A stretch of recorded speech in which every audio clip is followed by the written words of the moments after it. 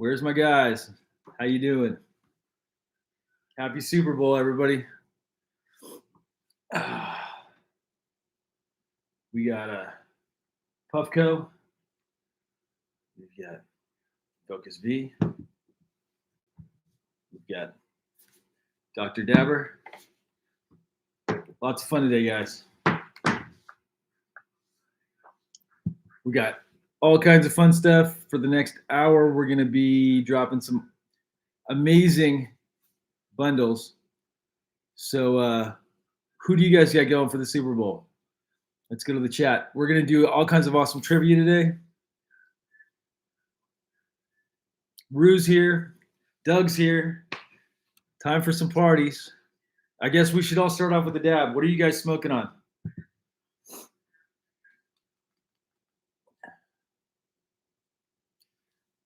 We'll start with the Focus V.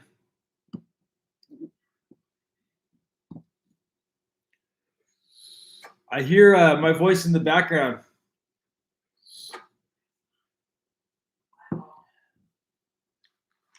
Let's see. You guys got blunts? I've got some of this. We're going to start off with my favorite. This right here is my favorite. Gatorade Frost. Who knows what this is? Pats. We're hoping the Pats win over here. Can you guys tell? I got my Niners jersey on. I'm really, I'm not a big Seahawks fan.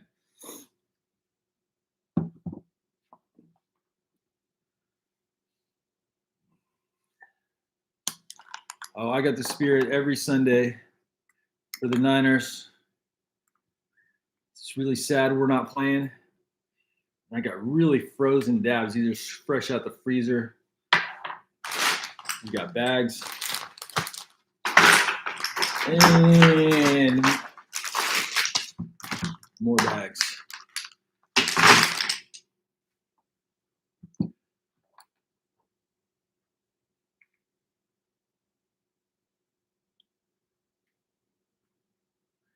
We're just going to start with a nice light.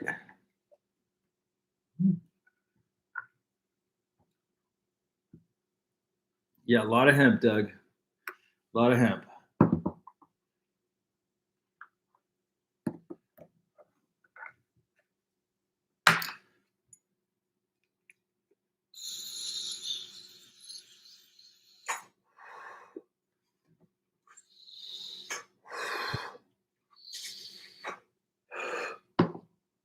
The craziest thing about this Gatorade is it tastes like Gatorade. Really cool stuff. But yeah, so everybody's doing good. It sounds like we're starting to get people in the chat. We got 44 people. I'll be coughing. I'm going to need some beverages. I got some coffee. So we're going to be able to take at least 30 dabs in the next hour. Yeah, blue Gatorade. It's my favorite. Gatorade Frost. Amazing stuff. Who do you guys got on the Super Bowl? Do we got any Seahawks fans in the house? We don't have to cancel them. But yeah, let's get into it. As far as genetics, you guys got questions? We're definitely going to do 30 dabs in the next hour. We're going to switch between all the different devices. Oh, Seahawks fans from Arizona, especially, that's even worse. And we got the Dr. Dabber. Let's see. Turn this thing on. This thing is kind of cool because of the quartz bowl. They got a quartz bowl in here. I just don't want to see the Seahawks win in our house. That's the biggest thing, if we're talking football. But yeah, you guys got any genetics questions? You guys hear about the latest pollination that we're doing? I don't know if you guys seen any of that stuff. Oh, Raiders fans. We got Raiders fans. Of course, Rue is a Raiders fan. Somehow that doesn't surprise me at all. So yeah, then we got our little water. This is cleaning.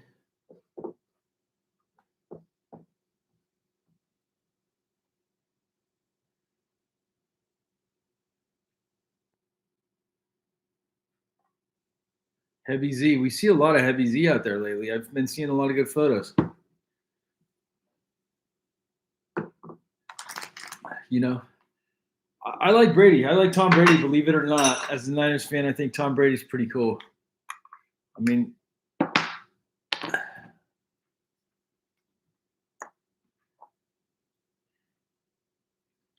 so yeah, this stuff's frozen. We got some interesting. This is dab number 2. Live rosin, cold cure.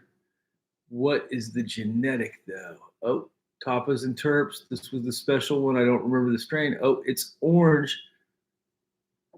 You glad you cold cure? That's the strain.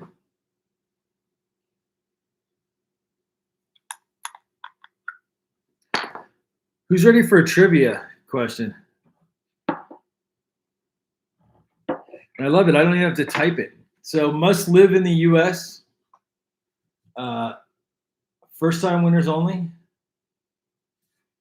You got to name my favorite mixed light grower and my favorite football team. For a prize bundle, first time winners only. Let's go, guys.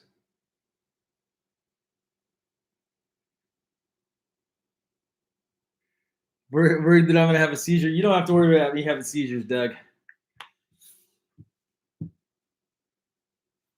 So, Dr. Dabber.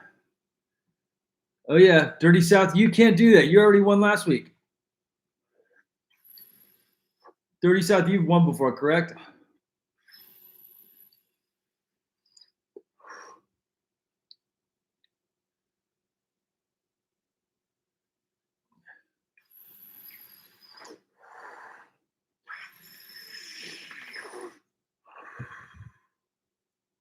Dude, this is amazing. Okay, Dirty South, have you won before or not? Because if you've won before, we can't give it to you. I know. I'm pretty sure you won because we were asking where the name Dirty South came from. And that's what the answer. You won that. Oh, these guys not paying attention. So let's see who else answered preferred. Someone said preferred in the Patriots. Please, please, please, no. We've got before that. Okay, there was Dirty South Genetics. Then we've got, who's that? JBiz Masterpiece Music Life 224. You are the winner. And yeah, so yeah, email us, James, or email us at podcast@jamesladgenetics.com within 24 hours, and we will get your prize bundle out in the mail.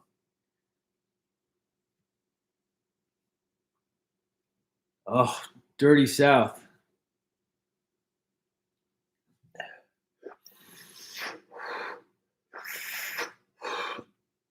Yeah, I'm not a, so when I take dabs, I do more micro dabs so that it doesn't hurt my throat. I can do lots of dabs if I take small ones. I can try 20 different flavors. Some live resin, some live rosin. We got, dude, this stuff's pretty wild. Cannabis Brothers, Peachy Dreams. Canna Brothers, good stuff. Do I drink as well? You know, maybe a little bit here and there, but not really. I'm more into smoking. I like the. Sometimes I like the idea of drinking, but it's like when it comes down to it, I can't have a lot of alcohol. If I do, it's like a drink. Man, alcohol just messes my life up sometimes. Where I'm getting older, so it takes time to recover. I don't enjoy that part of the drinking. But you know, it's like one of those things. I'd rather smoke some weed and have a good time. I can smoke a lot of weed in a day, wake up, feel amazing the next day. Do I think toad venom will still be prevalent in 2027? I think all these toad venom crosses are going to be prevalent. That's for sure. Because everyone's making toad venom crosses. The thing is like what people don't understand is the cut was worth $5,000 about a month ago, maybe up to about a month ago, and then it started getting out everywhere. And so the second a $5,000 cut gets out everywhere, it's now no longer worth $5,000. People are going to sell it for $2,500. People are going to sell it for 1,000. People are going to sell it for 250. The race to the bottom is on. It's not going to be as elite, but there's a lot of crosses going on.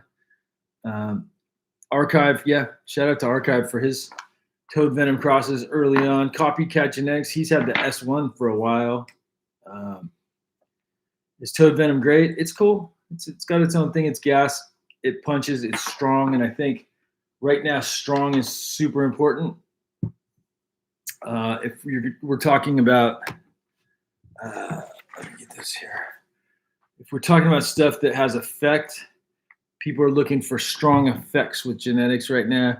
The candy stuff is not necessarily done. I don't think candy will ever go away. But I definitely think that people want stronger stuff. It's like everybody wants stuff, new stuff all the time. Original skunk crosses, not skunk one. I do not, but we got the skunk one from Dave Mesford. In fact, we're going to do a special very soon. Lots of Steve's here. Excuse me, guys. So yeah, Toad Venom is the big talk right now. Everyone wants to talk about Toad Venom, and I'm liking the way this Dr. Dabber hits. So the next thing we're smoking, Frosty Hash. This is some good stuff. It's lime vines and or lime vine.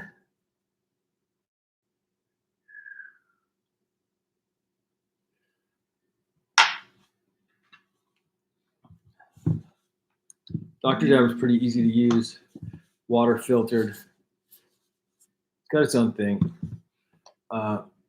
Man, the new Puffco, I'm really liking the new Puffco. It's charging up right now, so we'll show you guys in a little bit. But I don't even use water with my Puffco. I enjoy the way it smokes.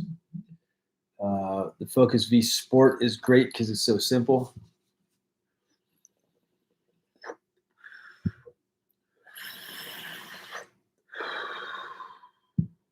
But yeah, I go low temp with all my stuff. Most piney strain you've come across.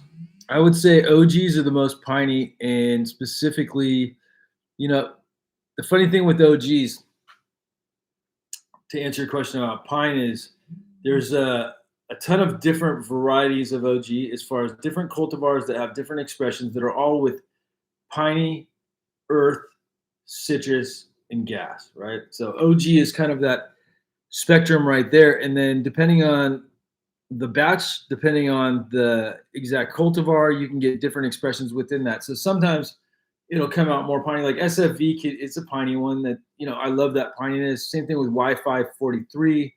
They have that earth, and they all punch. They're all super strong. OGs, real OGs, the Triangle, the Florida OG. There's the Hollywood OG, but a lot of these are the same exact cut. Even the headband, there's an OG cut of headband.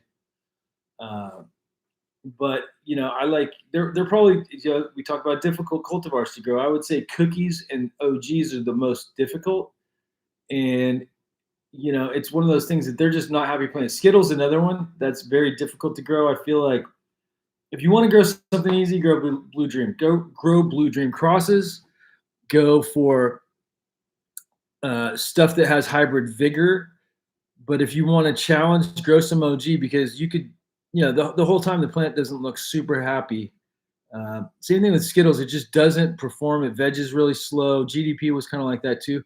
It's not that they're difficult to grow. It just takes more time and energy to get less of a yield typically with things like Skittles. Most of the OG cuts aren't big yielders. The original Cookies cuts weren't big yielders.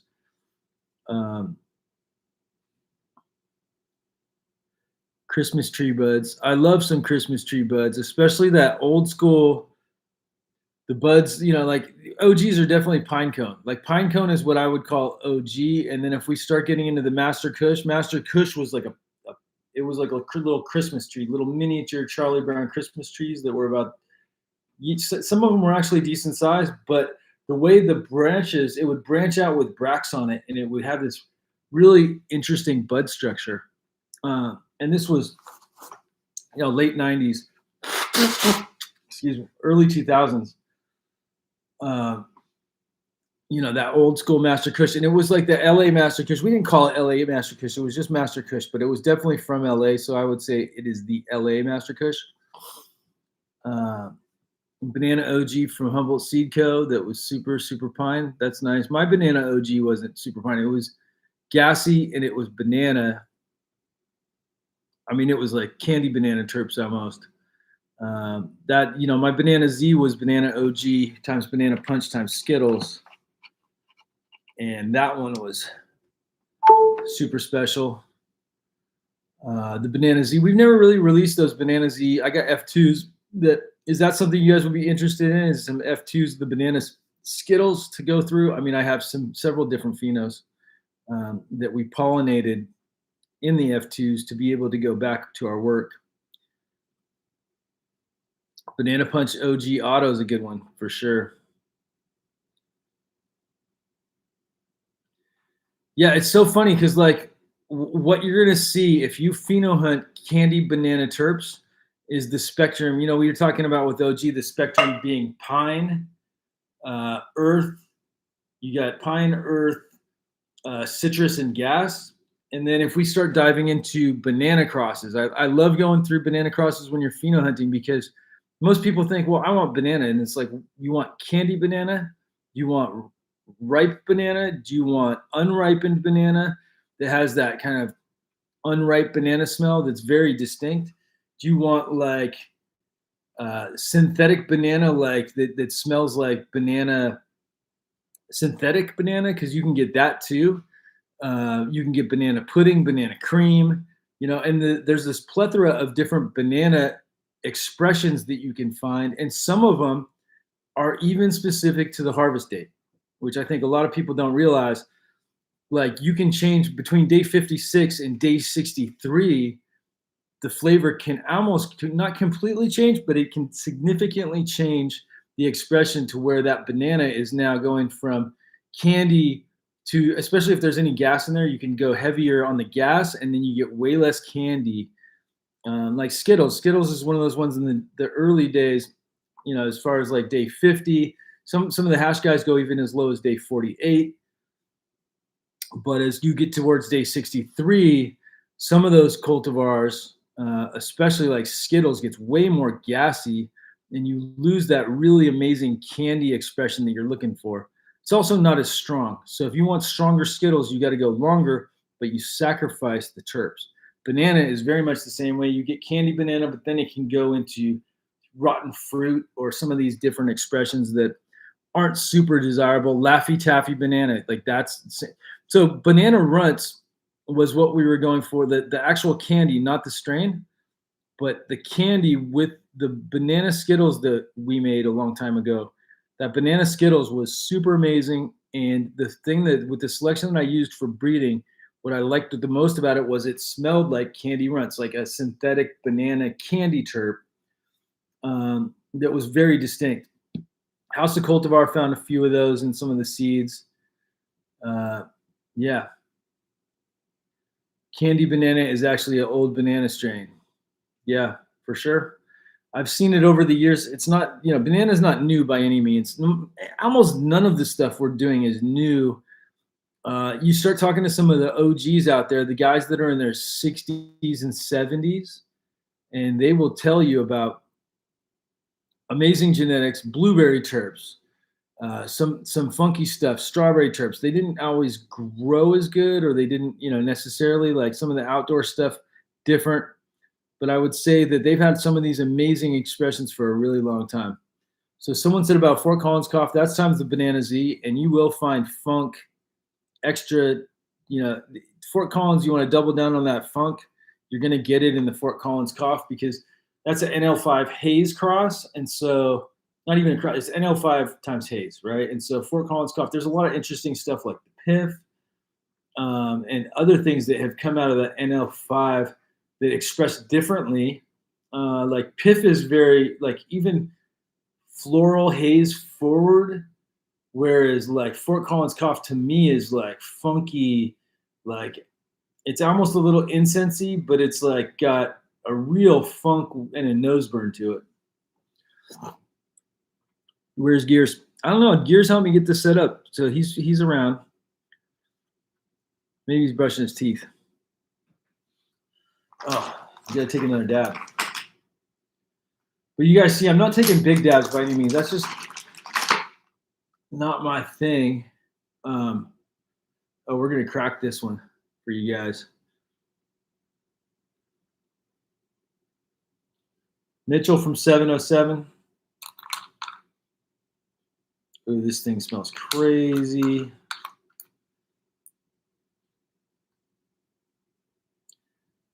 Nene Goose.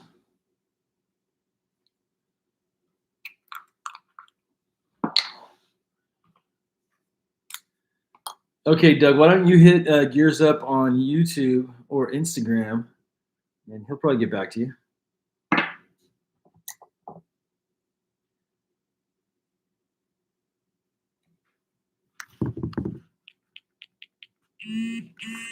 Oh, yes, it's ready.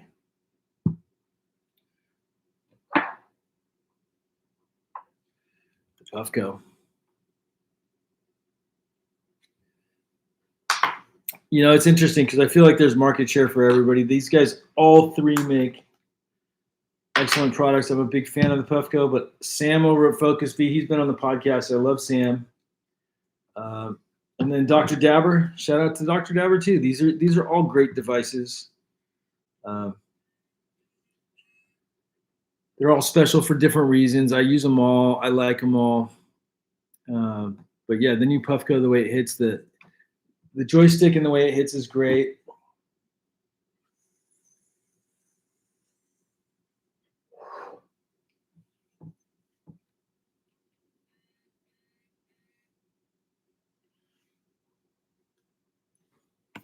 Man, we're gonna have to charge this Puffco a little bit longer. I use the Puffco the most right now, but they're all really good. I still got red. Okay. Let's go with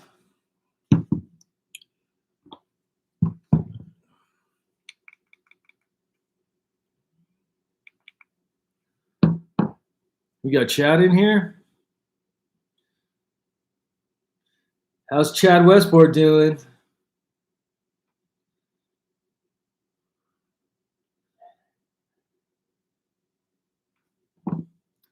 Gotta love Chad. Chad and I have known each other for a while, since the original James Loud Show.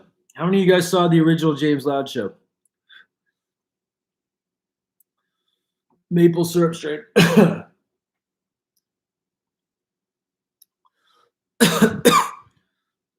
Future Cannabis Project.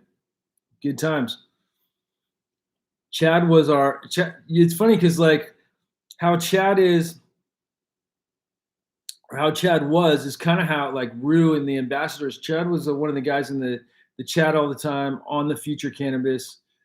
Man, I would say that he was one of the most, was and probably still is one of the most active people online, supporting the community, participating in the chats. I mean,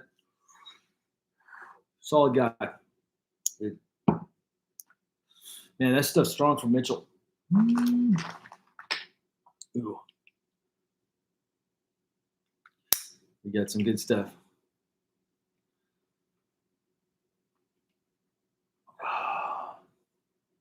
Nice color, right? How many dabs have I taken so far? You got a count, Doug?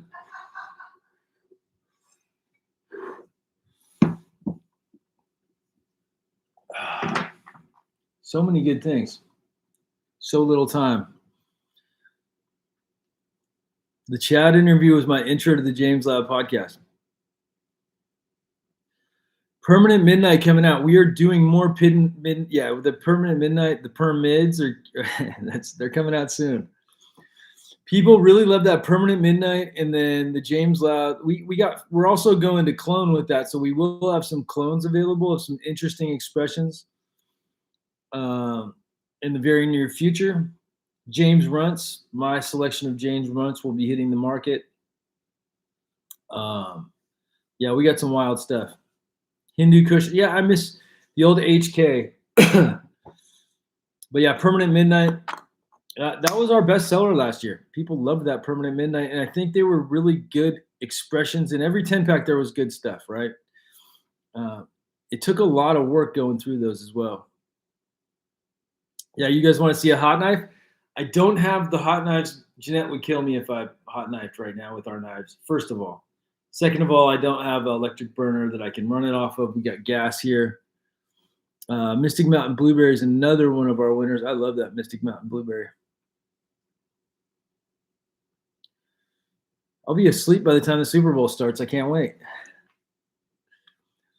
Collaborations coming up. Yeah, dude, we're always doing collaborations. I think the biggest ones that are dropping in metric in California will be our genetics with SF Canna and our genetics with the Cannabis Brothers. Shout out to both the guys, both the teams, amazing growers. We're in the works of doing stuff with Green Shock Farms, but the stuff with SF Canna and the stuff with Cannabis Brothers is already a done deal. They got that Z43, which is Skittles times the Wi-Fi 43 that I made a long time ago, actually. They pheno hunted and found some winners, and that's their thing, is the Wi-Fi. And so I was happy to work with those guys on that. We've been friends for a long time. We used to do booths together down with Silica Glass. If you were at any of the first U.S. Cannabis Cups, we were all there together, rocking and rolling, having a good time, smoking off hot titanium nails. Good stuff. You guys have any favorite OG strands?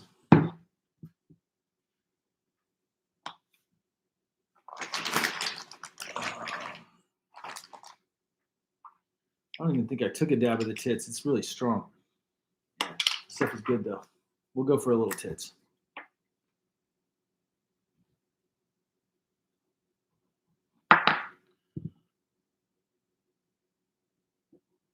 SFV. I love some SFV for sure. So if you guys have ever bred with SFV, you'd know that if you go past the harvest date on it, it starts turning pink. It is one of the most amazing looking plants that after 70 days, if you go to 80 days, you get a pink plant. Gotta love that Ghost Train Haze. And I don't know about the Ghost Train Haze OG, but they had the Ghost Train Tangy, the Ghost Train Haze OG, lots of good crosses. Rascals OG for sure back in the day was super fire.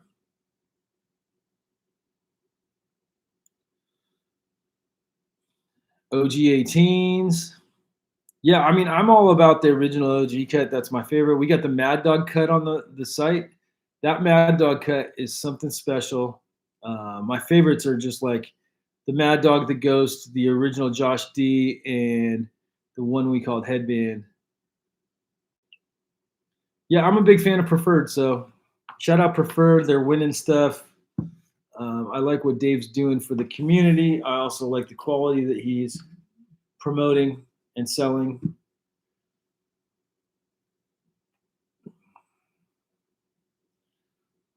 I still haven't seen anybody put Billy Kimber. That's the super popular one right now. That leans heavy on the pine. We're going for pine. I would say that might even be the piniest, back to whoever asked that question a little bit ago about pine. That Billy Kimber, the Billy Kimber now, I don't care what anybody says, because I saw Billy Kimber in 2018, a lot of it. I'd taken a break from smoking, started smoking again, and Billy Kimber was hard. It was everywhere then, and it was amazing, and it was like this really good piney OG. It's different than it was in 2018. So whoever came back, they pheno hunted more. Yeah, from Peaky Blinders, exactly. But that Billy Kimber OG is like some ultra pine. It's a good one for sure.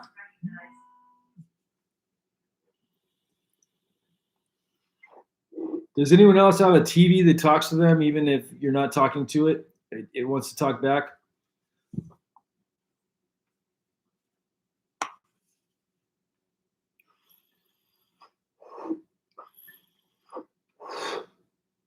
Man.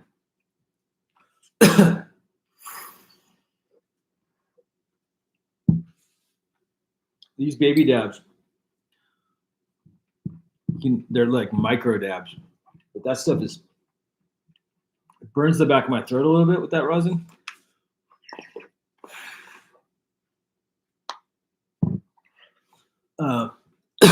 We got amazing clones too. If you guys are looking for OG, Bumpbox Kush is also pretty cushy.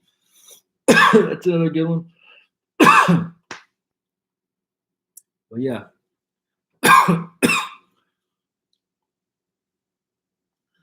Tips on growing the guavolato. Yeah, I feel like guavolatos, man. I'm a big fan of 20 hours of light with autos. Not everybody is if you're growing indoors. All my breeding with autos has always been 20 hours of light. My friends gave me a tip a long time ago, probably 8 years ago, about the 20 hours of light. And I've really stuck with that if you want them to stack. I haven't done autos with under canopies, but I'm super excited about that. But yeah, I mean, Autoflowers, they have a small root zone, so they don't need a ton of water, but they will take a good amount of EC. I love the way good autoflowers grow. When you got good ones, they're amazing. Can you share a bit in your Mad Dog OG clone? Any info? Absolutely. So Mad Dog is an original cut of OG that it was given to me a while back, and it's basically the original. It's the same thing as the Josh. It's the same thing. So Josh D, Ghost, Mad Dog, maybe even the Hollywood are the same clone that went through different paths in life, and we put stuff through tissue culture, but there's still expressions. Yeah, the expressions stuck with the Ghost is different from the Josh D. I feel like side by side, they all are slightly different, even though they started out as the same clone probably 30 years ago. It's gassy. It's piney, depending on what kind of lights you have, depending on if you're going soil or if you're going rock or cocoa. You can get different expressions out of it. But it's got those pine cone buds, decent node spacing. We're going to have some photos. I'm doing some breeding with it, so I'll have some really good photos coming up here in the near future. The Ghost OG we have on the site is an S1. No, Ghost OG Ghost OG, I believe, is the original. It might be a S1, but I believe Ghost OG.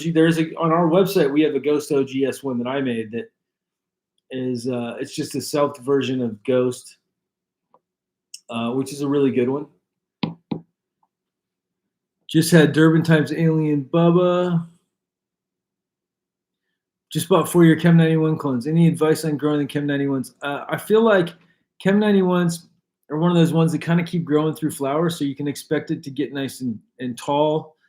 It's interesting. I really like Chem 91. It's a green bud. It goes green all the way throughout. We have some in the breeding room right now that we're pollinating that started later, and they're going to keep stretching and stretching and stretching. It's not the densest bud, but man, it's one of the most beautiful plants to grow. It's a legend. Just having it, in the garden, I think is pretty special. El Gucci, yeah, El Gucci. That's a good one too. As far as clone advice, pull early on that one if you're going for candy. If you want it a bit stronger, go a little bit later. We run around 3 EC with that pretty much throughout. And give it a good flush. But my cultivation partners rock some of these out really good. Any of your clones or seeds that you recommend for East Coast outdoor growing? Dude, if the runts did good, most of this stuff will do really well. I mean, the El Gucci for sure. But any of the runt stuff, the double LCG, the runts, the white runts, a lot of those will rock and roll. Gorilla Glue times Joker's 31 does not want to clone. Could it be hop latent viroid? Quite possibly. It's, like with stuff we noticed with the Skittles. The thing is we didn't realize what hop latent viroid was necessarily. We were in denial for a long time. And then the Skittles was one of those ones that started like the success of clones went down to like 50%. And then most people got rid of it. Well, part of that problem was hop latent viroid, because even the cut we got originally that we had to put through tissue culture tested dirty for hop latent. So we now have it clean, but man, that's a tough one. Supermove sucks. Reminds me of old dirtweed. So Supermove, I actually like Superboof. I think Superboof is a great breeder. I think that it's one of those cuts that will work well for different things, especially for breeding. Extract it, where the Superboof cherry is a great extract strain. I wouldn't say that as far as flower, it's all right. It's got interesting terps, but it's definitely specifically made for the most amazing extracts. So I wish I had better cloning. Trying to clone Platinum Scout version 2. Who do you get? Oh, Platinum Scout is from in-house. That's super funny. Yeah, talk to him about that. I'm a big fan of in-house for sure. And mine was the Loud Scout. I don't know. And I made the Platinum, and the Loud Scout was a sister plant to the Platinum. And so over the years, we've seen some interesting stuff. There's a handful of people that actually had the cut of Loud Scout that went around. Green Shock Farms. You'll see his podcast next week. His guys had the Loud Scout. But like literally, there's only a handful of groups that had that cut. How heavy of a feeder is the GZ? I would say that there's a lot of phenotypical variation, but a lot of stuff feeds pretty well, stacks nice. You can get some really good color in there on some of them. I have not tried Zombie Kush from Ripper Seeds, but I'm a big fan of Ripper.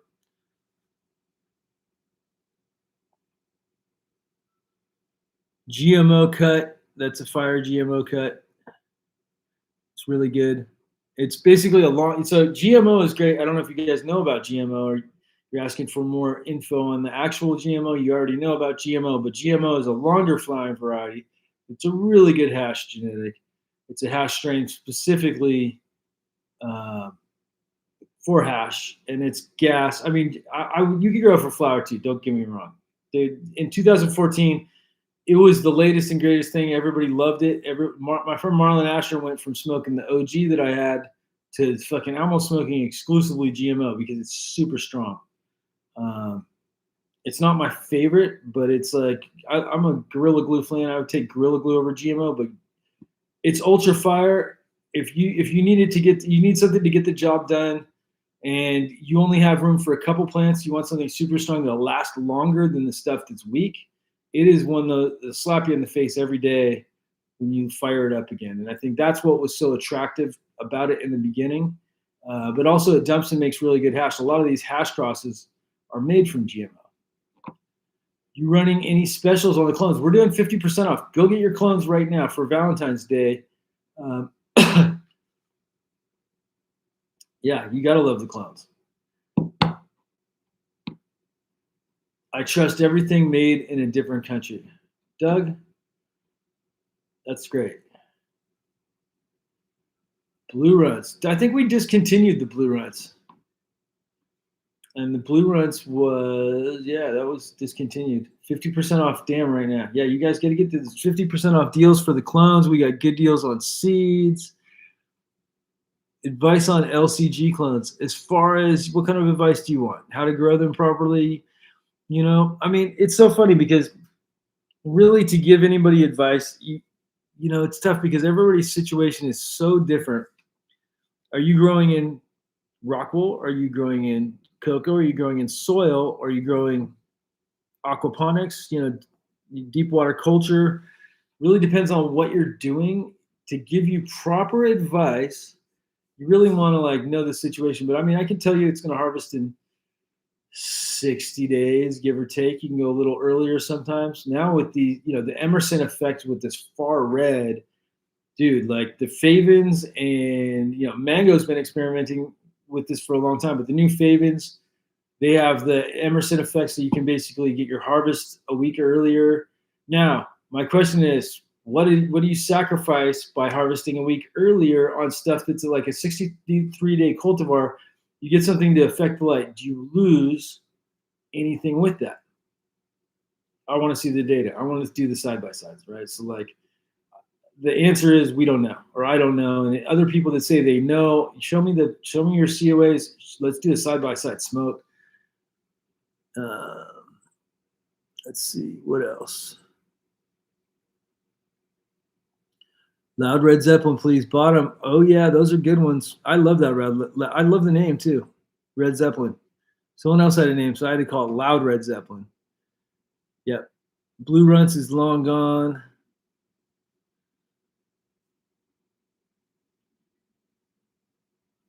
But yeah, we got new seeds coming. So you guys just wait. 420, we should be dropping new seeds, a whole bunch of different stuff. What would you prefer to grow in if you could match how you grow now? Like living soil, pushing hydro weight? No, I mean, my thing is all about quality, guys. So, but the thing is, it's more about the cultivator than it is about the substrate. I can grow in any substrate. I don't know about living soil. I haven't done like no-till living soil personally. My friends have. Shout out Brooksy, he's been on the podcast. Chris Castle's been on the podcast. You know, we got some amazing guys that do living soil, and I love that. But for me personally, I've done a lot of soil over the years. That's all we really used to do. I hated cocoa back in the day. Now I use cocoa in my facility and stone wool, rock wool, and I really like those substrates, specifically the cocoa and the stone wool for sterility because they're sterile. Bringing them into a facility, I don't have to worry about bugs. I love soil.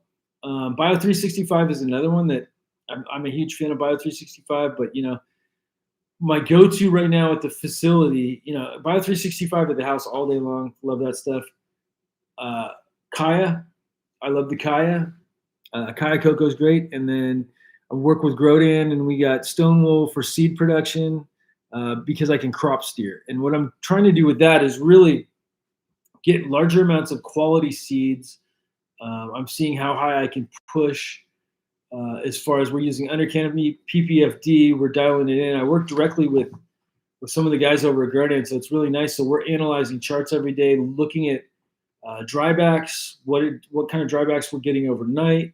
We're looking at drybacks per hour during lights on, and then the different irrigation events or fertigation events, actually.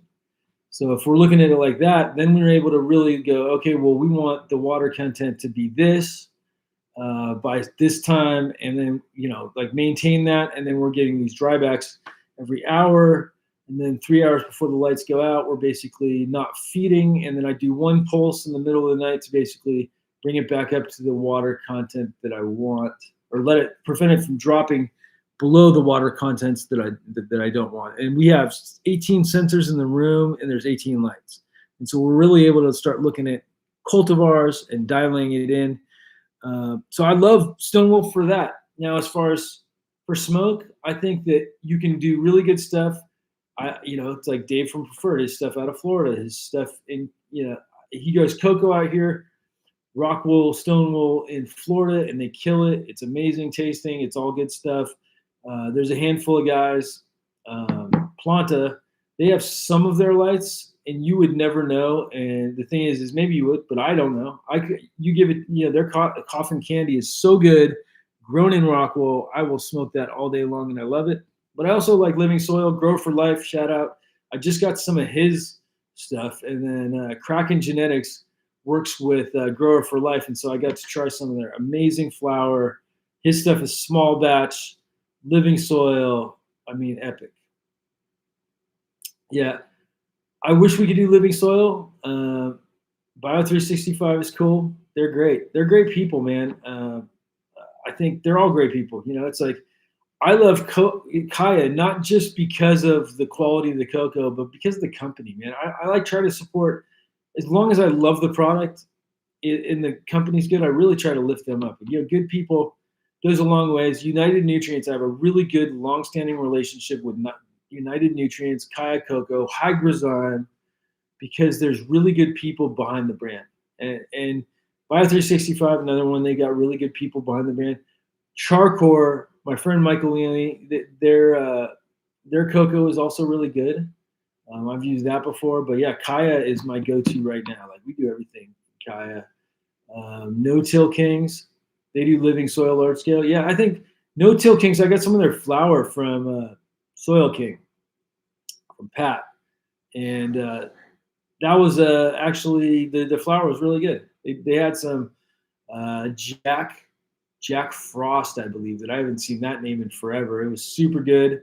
Because I like a little bit of everything. It doesn't have to be just gas or candy. You give me a good haze, we will call it a day. But like if you smoking with good haze, I might not want to smoke more. Some of those hazes are so strong. Dude, this is the Zenpai, and these guys, Helios. It's been a while since we took a dab, huh? Sun-grown, cold cure, live rosin, Helios. We're smoking some Zenpai. We're going to try that next. And guess what? The Puffco is ready. This stuff's only been out of the freezer for, 30, 40 minutes? We need to do another trivia. I said I was doing lots of trivia today, so let's see. What year did I win a cannabis cup in Amsterdam? New winners only, guys. Yeah, so we want first-time winners, must live in the U.S. What year did I win my first cannabis cup in Amsterdam? High Times Cannabis Cup.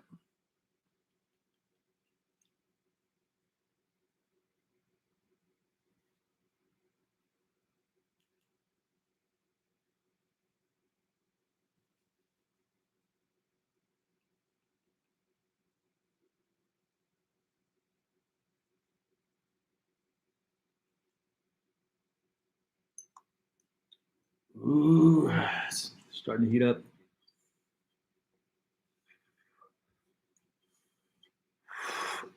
Dude, there's something special about this device.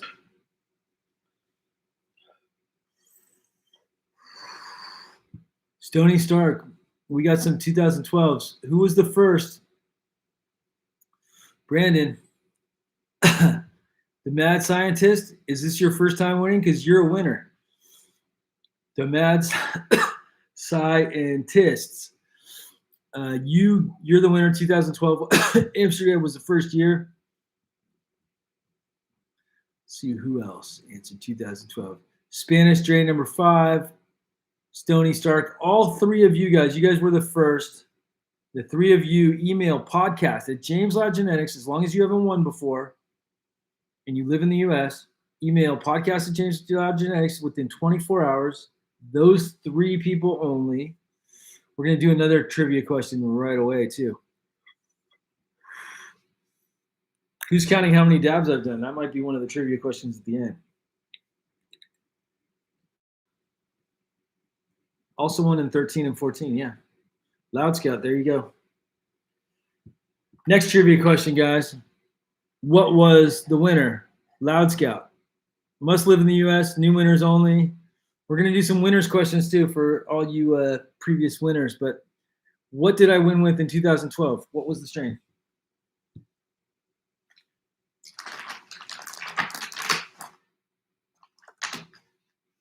Come on, guys.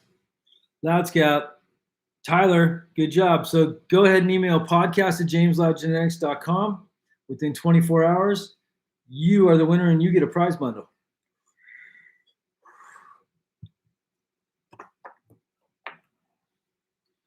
So I'm looking at my phone right now. Who should we call on my phone? You guys want to talk to any of my previous guests? Jack Grover? How about Jack? He just texted me.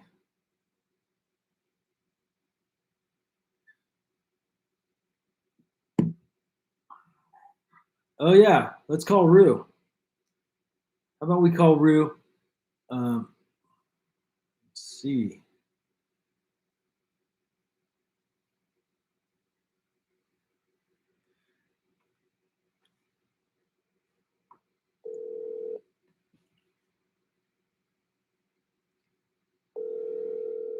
Remember, crank call.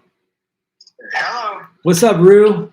Hey. I'm not watching the live broadcast as we speak. Do you have a iPhone? Yeah. Okay, we're going live on FaceTime. All right, here we go. Let's see. Can you see me now? I don't see you. Can you see me? Oh, hold on. Okay, guys, you know who that is? That is Rue. What up? What up? Nice hat, Rue. What's going on? Not much. How you doing? Yeah. Who's gonna win the game? I already broke it to you and Lady Loud that the Seahawks will win in y'all's house today. Sorry about that, guys. Oh man, how many dabs you smoked today? Honestly, I've only hit a dab in. I haven't hit my bomb yet. I'm about to press up some Hazelicious, James Loud Genetics, and then I'll be taking some dabs pretty quickly. How's the Hazelicious? Oh, I am loving it. There's almost like there's like a gas with almost like an orangey nose burn.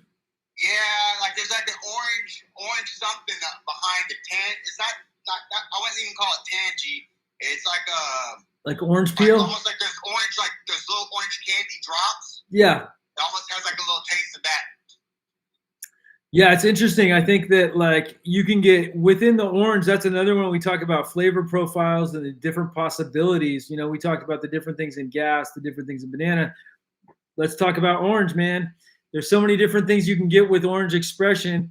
Whether it's orange juice or orange Julius or what else is there? There's orange blossom. There's orange rind. There's all these different things that you can find in there. I like that. You know, it's like I like orange rind. I love it when it's a little rindy, when my weed's a little bit rindy. You know, I think it doesn't always have to be fresh squeezed juice, although that's nice too. Or the candy orange is nice too. Like in tropical, what is it? The tropical cookies, or which one was that? There was the cookies. There was the Tropicana cookies. Ooh, I haven't grown that one. So I've heard about it. It's so good. I haven't grown it. I used to have my friend drive me eighths of Tropicana cookies down. Whenever he was in Portland, I would have him go buy me some, and he would drive it down. Yeah, that sounds awesome. You have that? I do not. I don't have a cut of that right now, but that's a good one. Yeah, I mean, we did some breeding with it a long time ago, and then I lost the cut. But that is an amazing, amazing candy. You know, I love that. The orange in that. I feel like it's subtle, and it's another one that's kind of strong. It's not as weak as some of the other. Like forbidden fruit to me is cool, but it's not the strongest smoke. It's okay. Yeah, But good flavor. but I would take the Tropicana cookies over forbidden fruit any day. Like side by side, if you smoke them side by side, which I've done, and I'm like, okay, you can't even. And the thing is like it's also cultivar. Which cultivar of it do you have? Do you actually have the same one, the same phenotype? Do you have a different phenotype? Or was the batch done perfectly? So it's one of those things. But and how you grow it too. So, yeah. I mean, there's so many variables always. Okay, Rue, I need a tip of the day for these guys. What is your grow tip of the day from Rue? What is my grow tip of the day? Yep. Don't overthink everything. Just do it. If you want to do it, just do it. Look it up, figure it out, figure out what works best for you, and just go out there and do it. That's how I first started. I wanted to grow, so I got a small little light and got a little corner in my closet and just did it. You'll figure it out along the way. Like I said, I've said this before on the James Loud podcast. You'll find out if it's for you. It's a lot simpler than you think. There is a lot of learning that goes along with it, but growing is a lot simpler than you think. Just get out there and start doing it. You know what I'm saying? Get yourself some good James Loud genetics, and then that will help you out first of all. You know what I'm saying? But yeah, that's my tip of the day. That was the tip from the day from Rue. Thank you very much, man. Good stuff. Well, yeah, I hope you have a great day, man. Enjoy the game, and I look forward to seeing you. You know, next week is a really special podcast, guys. You got to make sure to be there. We got Barney from Green Dog, and we go in depth on some history, his history, a lot of good stuff. He's an amazing guy. He's similar ages, like similar stuff. You know what I mean, as far as genetics, the way you smoke. He was taking bong rips during the show. He's a real bong rip guy, dude. Like, and I love bong rip guys. Old school bong rips, you can't go wrong.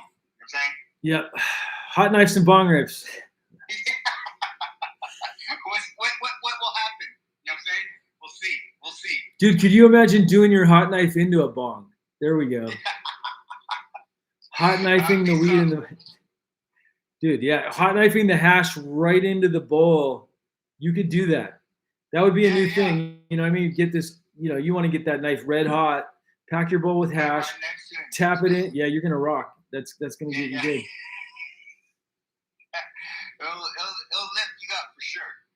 You Yep. know what I'm saying? Will lift you up. Yeah, if we ever do a James Ladd convention, we're gonna be doing silly stuff like that. Go. I'll be there. Yeah. Include me. Super Bowl next year. We'll all get together. Hell yeah, let's do it.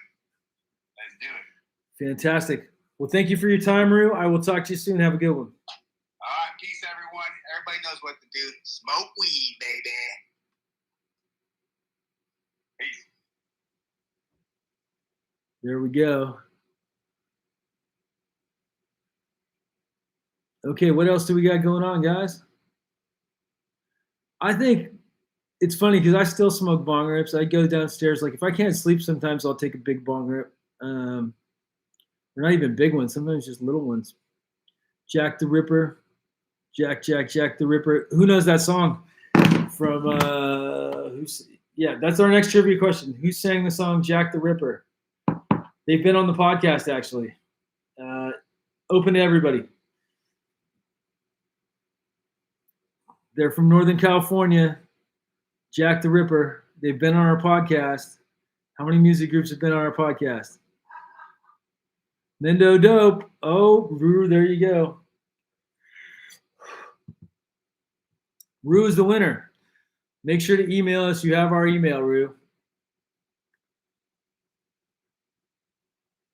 We got 126 people on. I love this. What are you guys up to? Who is smoking what, and what should I smoke?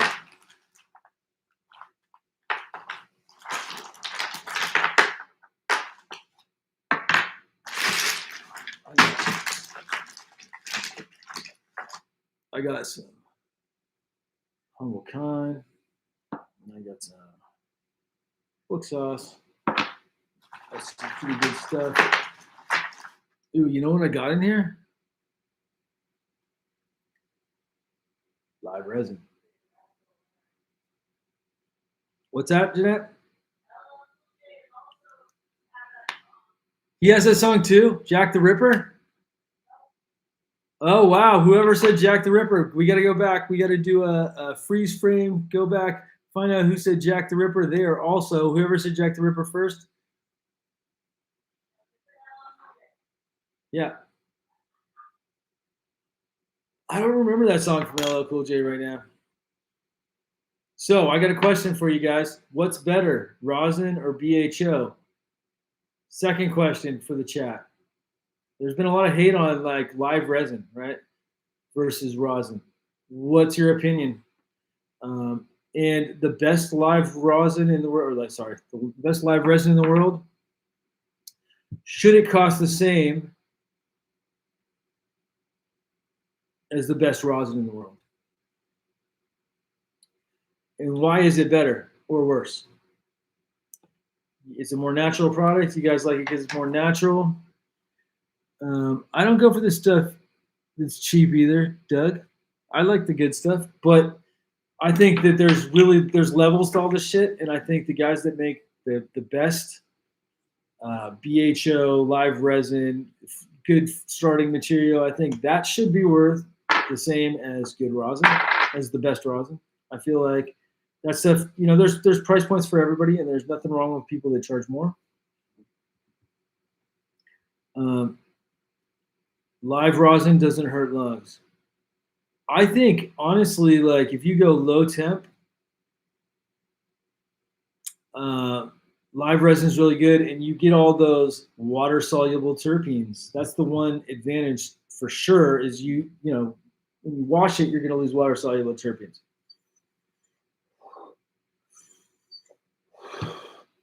I mean, this is low.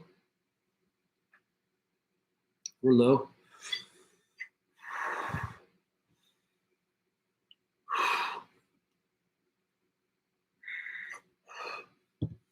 It's delicious. And it doesn't burn my throat at all. And that's live resin. That's some Skypack stuff that L Rock gifted me from the podcast. And there's all kinds of good stuff in these bags. Ooh. Who knows about that?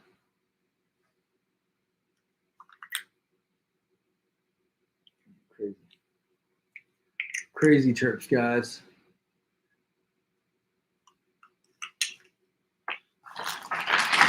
It's so funny because this lasts me for such a long time, these jars.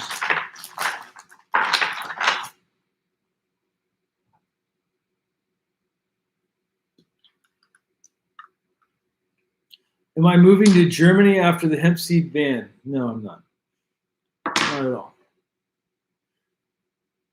Not at all. I love Germany, and I will be there for Mary Jane. Come see me in person. Come to our booth. Come get seeds. Hopefully get clones. Rock and roll. No, we don't take the biggest. There we go. We don't take huge dabs. We just take the little ones. You guys see that guy that takes like 2-gram dabs? He's like, he goes old school. There was this dude that made torches back in the day. I can't remember his name. He's from Colorado, and he wore sunglasses. And he kind of looked like Kenny Powers a little bit.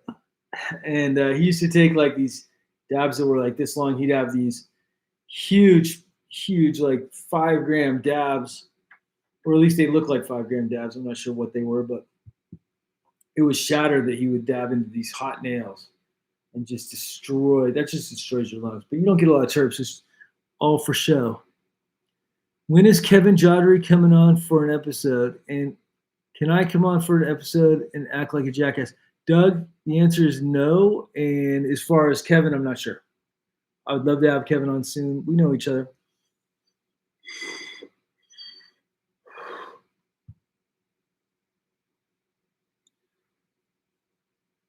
Permanent marker clones. Maybe. I think we will have permanent marker clones.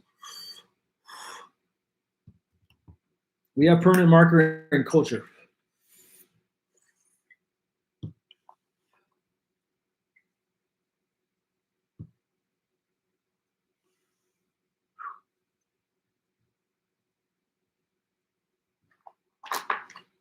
You see this little cleaner I got? It's great. Dip.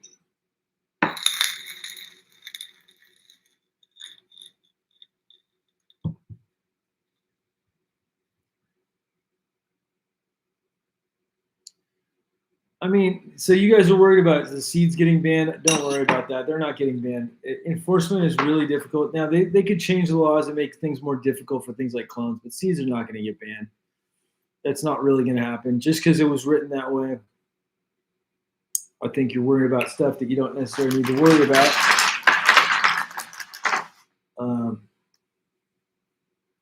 Dude, you got some 90. It's from Green Bodie. I freeze a lot of stuff. I get a lot of hash. I love a good 90U. 6-star bowl hash. Fully melts just like rosin. Gotta love that. But yeah, I don't anticipate, like a lot of people, that they're going to completely take away seeds. They're going to take away clones. There's maybe that might happen, but it's really hard to test a clone and say, yeah, that's going to be dirty or that's not going to be dirty. I think they're probably going to move it to 2028, and then by then they'll change the language again, is what my gut intuition is, but we'll just have to see.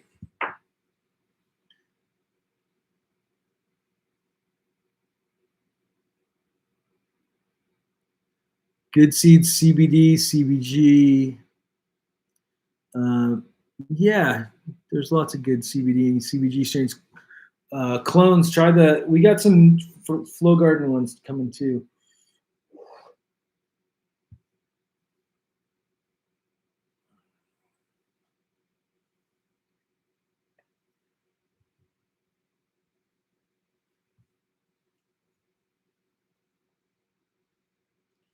Damn, I'm gonna need a nap. The nice thing I love about dabbing as opposed to smoking fatties, which I mostly smoke fatties all day yesterday. I think we smoked like 30 joints yesterday for the screening of the join the club. It was the story of Dennis Peron, which is leading us into our next trivia question. What was the name of the club, the very first dispensary in the United States? What was the name of it in San Francisco in the Dennis Peron started? It's open to everybody. Anybody who wants 30 joints to 30 dabs.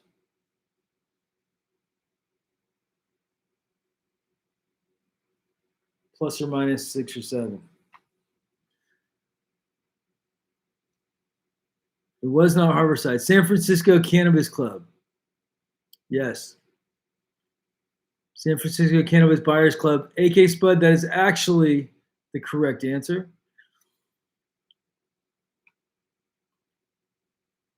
You said San Graham, but I know what you meant.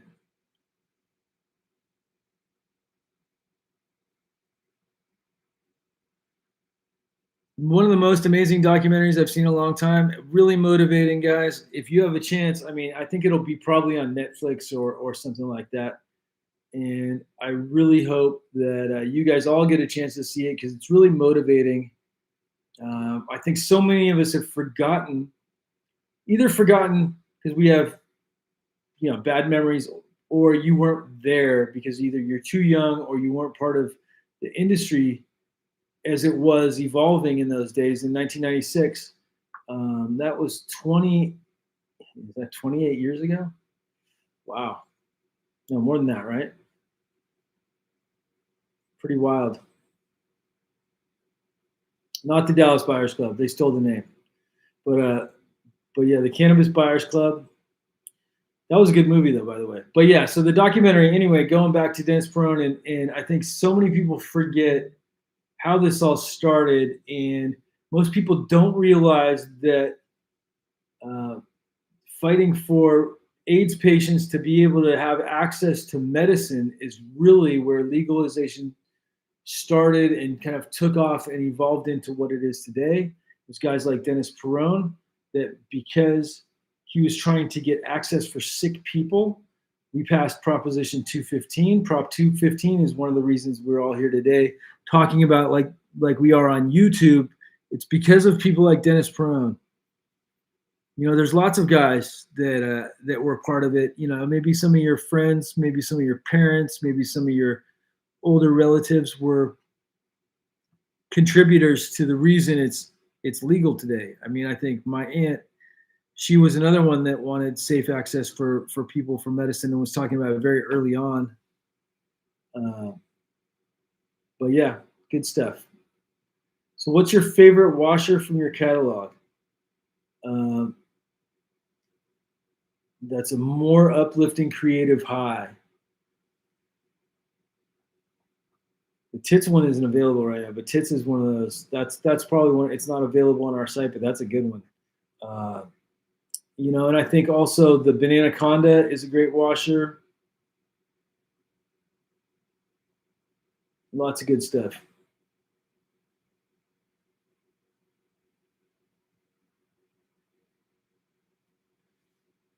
But yeah, it's amazing that there was a time where, I think we're going to look back at it from when it was illegal, for the last 60 years where it's been illegal, like really illegal. And then from Schedule 3 is just the beginning. 20 years, we're going to look at this time as such a strange place where people were getting arrested for a plant. That's almost like saying, well, I mean, I guess they don't let you grow your own tobacco. That's illegal. But it's so funny. Let's see, AK Spud. What do you think about those smart planters with AI that measures soil readings, water automatically, etc.?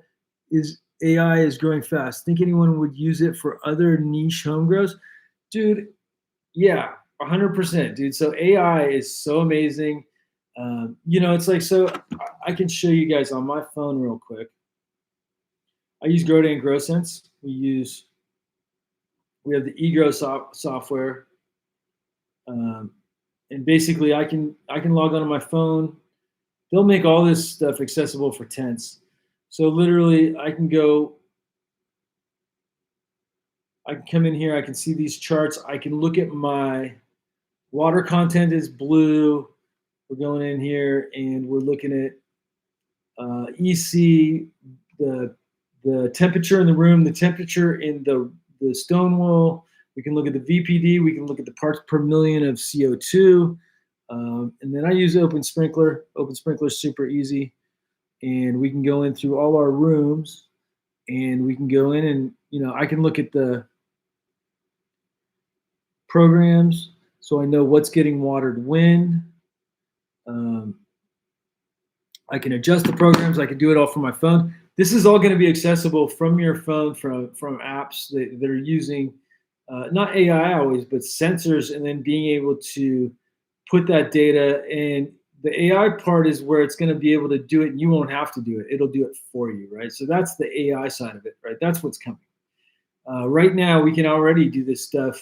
If you have a facility, you can work your irrigation, you can crop steer, you can do it all remotely.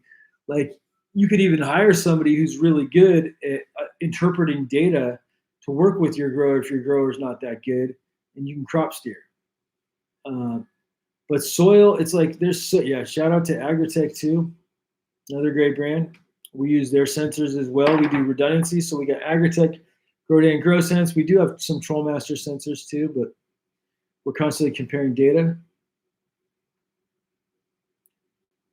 Remote home growers. The thing is like, there's something about putting your hands on the plant. I love that, right? But that's me and most of you guys, right? I feel like that I love hand watering my soil in my backyard. There's something about it. There's something relaxing about it, almost meditation to a degree, right? But there are people that are going to want to smoke that don't have that same skill. They got a brown thumb. They have no interest in really growing it. But if you could put a tent up, and let's say even a living soil, you could get some living soil in there. You could get some, whatever it is, Bio 365. You could get some, amended special stuff from some of these places where you're getting, small amounts of soil for a tent. And then the room does it all because they have sensors, plus they understand how to interpret data. And maybe that's not for you. Maybe that's not for me either. But I think the potential will be out there that you can go buy a tent and now you can grow your own home grow. And I think that's a good thing.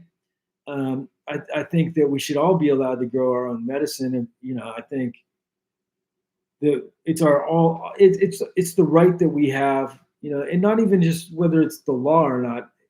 We have the right to be growing plants that make the world a better place, right? So at the end of the day, the more people that are doing that, I'm 100% all for it. If you can't grow, but you can buy a tent that grows for you, that's kind of cool. But that doesn't mean that it replaces the grower. You know what I mean? It's not, we're not saying that. I'm just saying that for somebody, it's same thing with the Roll Pros, right? I love the Roll Pros machine. My Roll Pros machine, more than anything, we've got the Roll Pros machine. And I also do hand rolled joints. I do hand rolled hash holes, but the Roll Pros is special because it takes that price point and lowers it to something that's more accessible for more people, right? And you get a good experience. So how can there be anything wrong with that? Now we're making the quality flower more accessible because the price point of the pre-roll is going to be less because it takes so much less time. It's like on a good day, I do maybe 10 or 12 joints in an hour, maybe a little bit more sometimes. Same thing with hash holes. It's like somewhere in that range. Like if I'm going production speed, but with the Roll Pros machine, it rolls 2.5 gram joints or 1 gram joints like we have. The 1 gram, it goes like 1,300 joints an hour on the high end, 900 on the low end. So you can do a lot more. It's more productive. That's why Roll Pros is so amazing. And it gives you this great experience like a hand rolled joint. I'm not going to say it is a hand rolled joint. I'm not going to say it replaces hand rolled joints. It creates an amazing experience, and it's very consistent.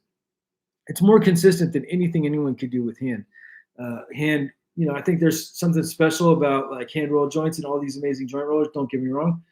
But they're not going to be as consistent as the Roll Pros. And once that machine is dialed in down the road, I feel like it's going to provide stuff that's less expensive for people that don't want to pay for their hand roll. Not that it's going to cut into their market share at all either, because I feel like there's niches for both. 147. What else you guys got? I can't understand the hype going around toad venom. I will tell you all about the hype around toad venom. We've been all candied out. and finally the market got to a place where it wanted something. It wanted something special that was strong. And so toad venom is the new thing because it's strong, right? Because it's strong and it's unique and it's been around for a while, but like people are just going crazy because it's different. It's different than what everyone else says. It's a sign that things are going to change. We've made headbanger crosses in the past. I got some good. What do we have? Times double lemon cherry, maybe times ZBX. I don't think they're on the website right now, but we could look and see what we got as far as inventory.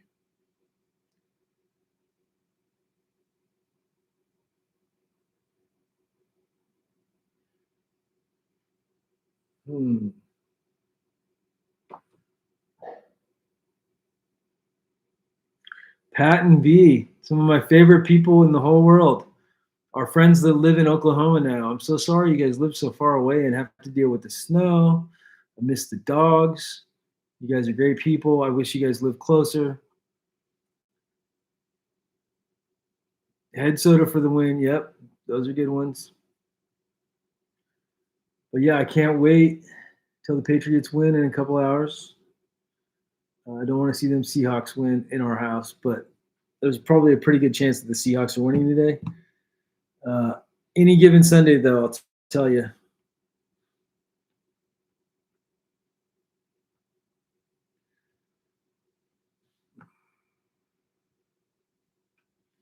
Let's see. I'm going to call Ricky Palomino. See if he picks up.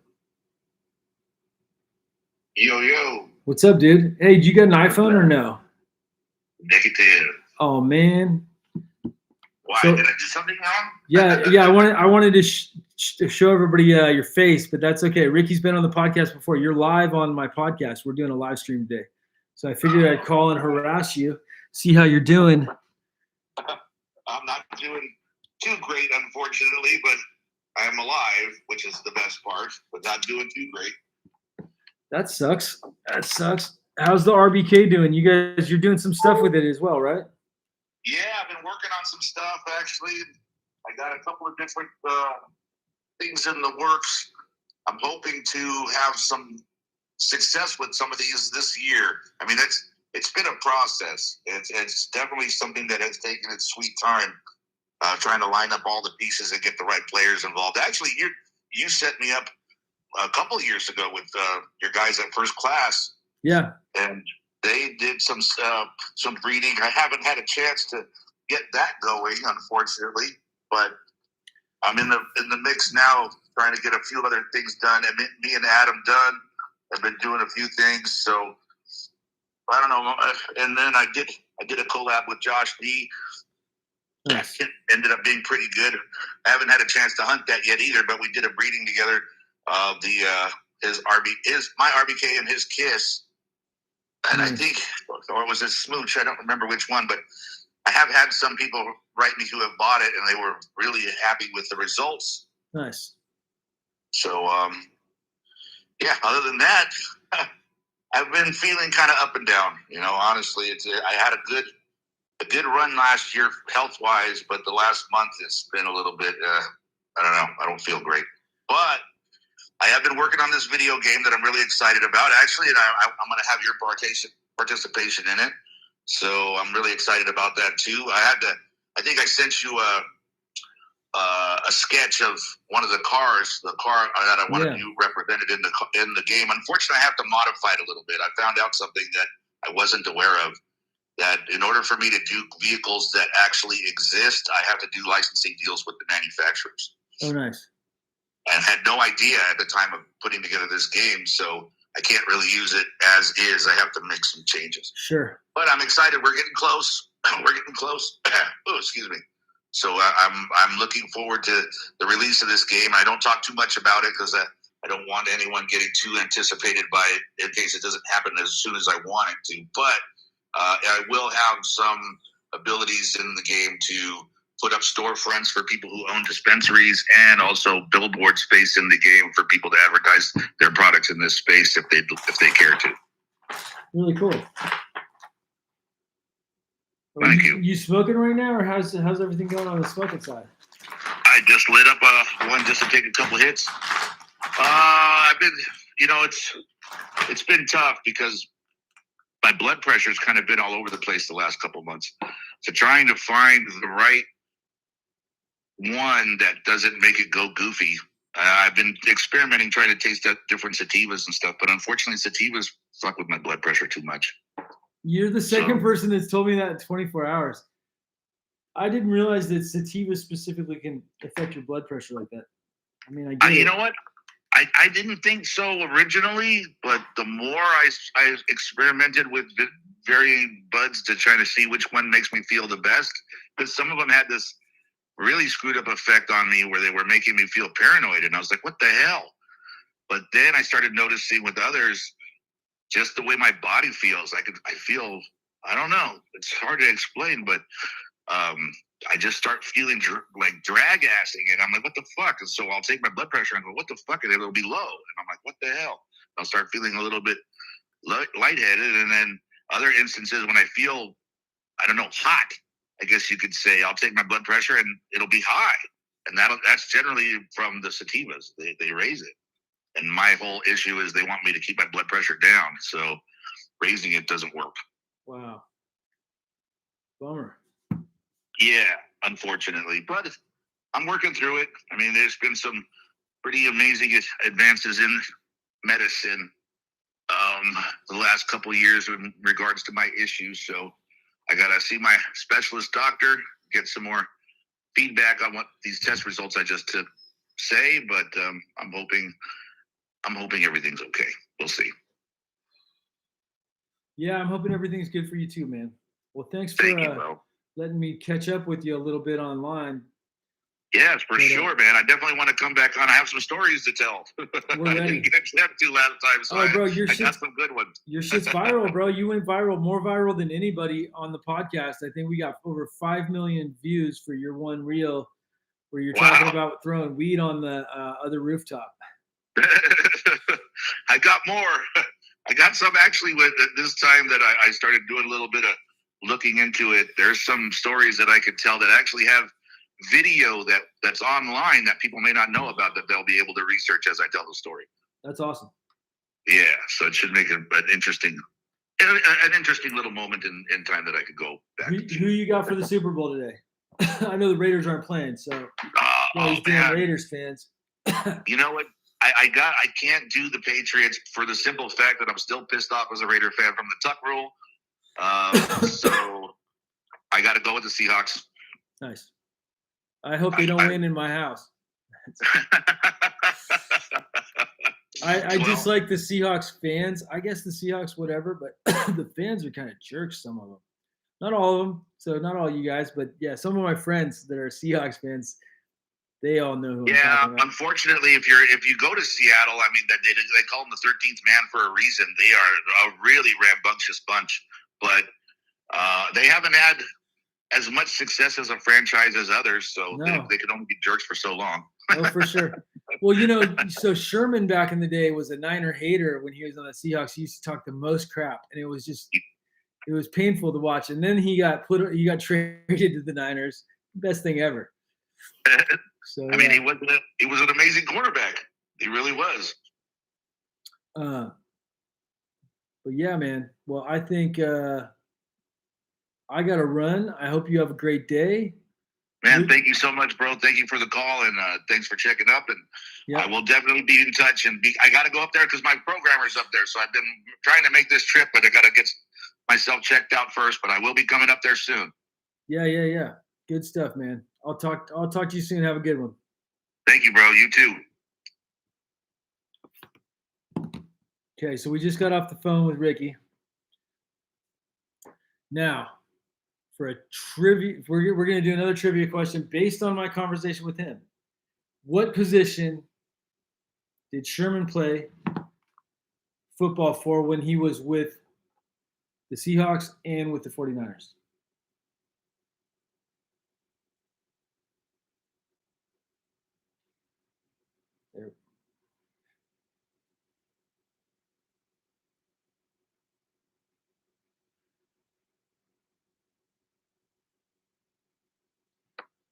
Do we got any? Okay, let me see. Now they're coming up. This was.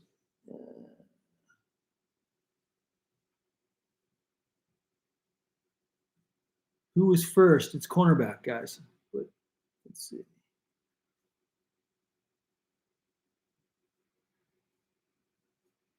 Brandon, who was first? I'm trying to get this out here.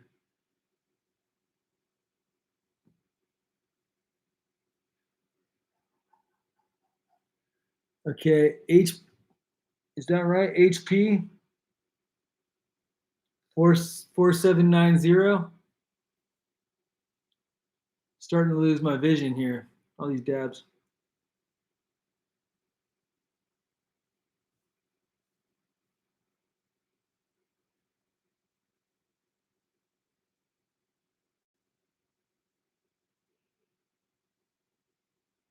What's that?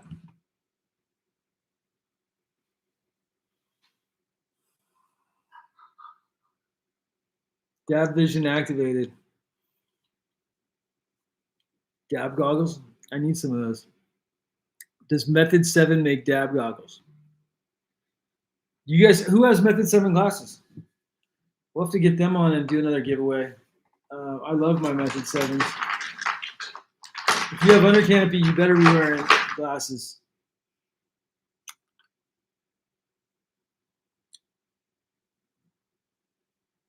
Crippy. Cold start is the best dab for terps. I agree. Loud Red Zeppelins. I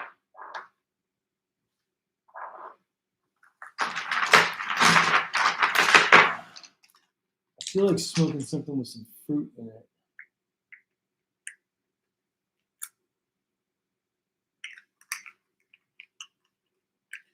Terps HQ, what do you guys know about them?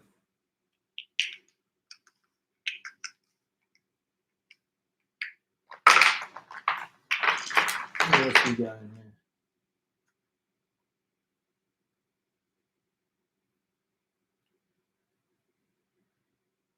Pink drink.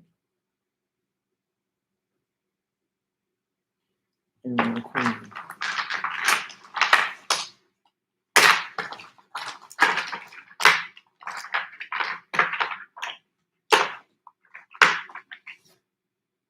Oh, dude. So this one right here. Let's see. There you go. Single source. I'm not sure what that says. Golden Road. So this dude, I was at the Dead & Company, in line to get in, I believe. No, I was leaving the show, and this dude is like, James Loud, hey, bro, I got some dabs for you. And I was like, right on. And he gave this to me.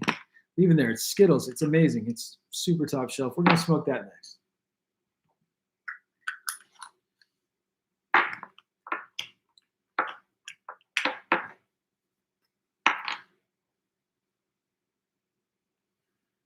And we got a good right there. On a huge dab. We'll go Dr. Dabber.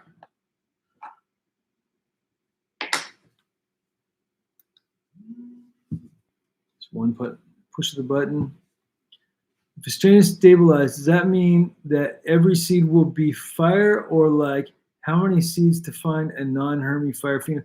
Well, so we're talking about a couple different things here, guys. That's an interesting question because I think there's a lot of people that don't understand the strain is stabilized. So there's genetic stability, right? That's homozygosity is genetic stability. That is different than stabilizing intersex, because if we're talking about does a seed does it herm out? A lot of people confuse hermaphrodites with intersex expression. True hermaphrodites are basically, they have both male and female organs on them. But genetically stable seeds, if you have something that's genetically stable, it's not about the expression of male on a female. Genetically stable means that you're looking across the board, each expression is the same. You know, you can take stuff several generations till you get something that's very close to stable, as far as when you put one seed out, you pop another one, they're going to look very, very, very similar. You get to the point where it's indistinguishable because they're genetically almost identical.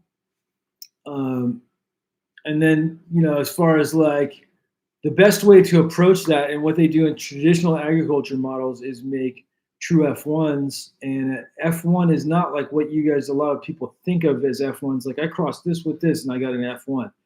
Well, really, to get F1s, what you're looking for is a difference. You want diversity within the two cultivars that you're going to be working with.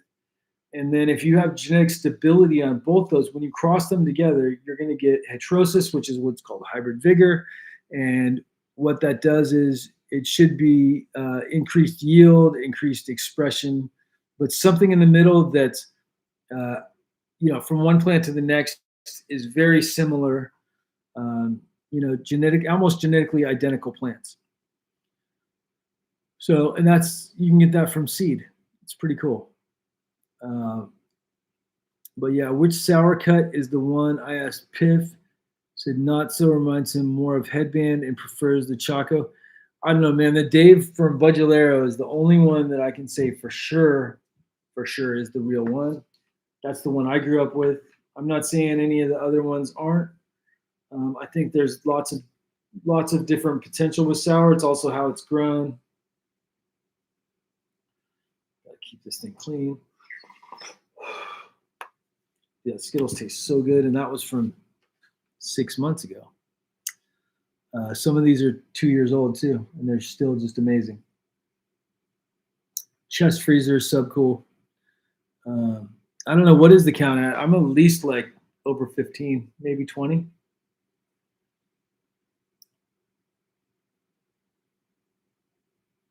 I'm gonna need lots of coffee.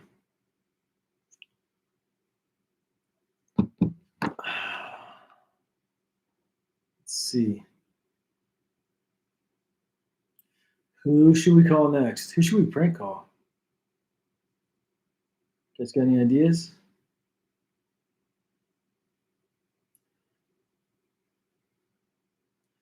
I don't think Brandon has an iPhone. Otherwise, I'd be calling him to do a live.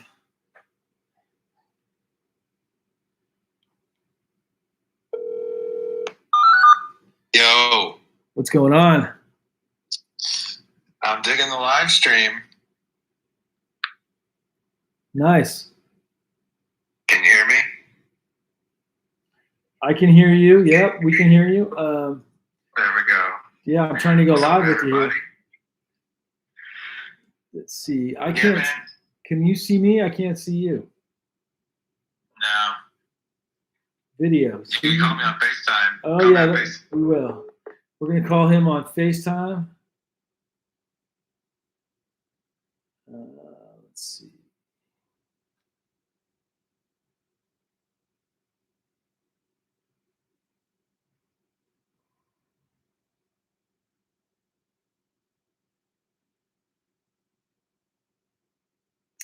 Here we go.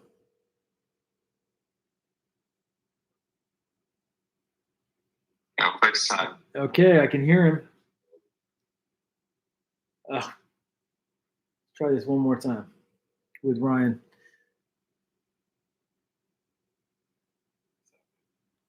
Let's see if it works. Are you there? There we go. Oh my God, it doesn't even look like the same guy. I mean, we're out here trying to work out, get in shape, lose weight, Nice. just like James. It doesn't even look like the same. You got it on the TV in the background. We got delay. I gotta mute it. Can Nice. you mute that?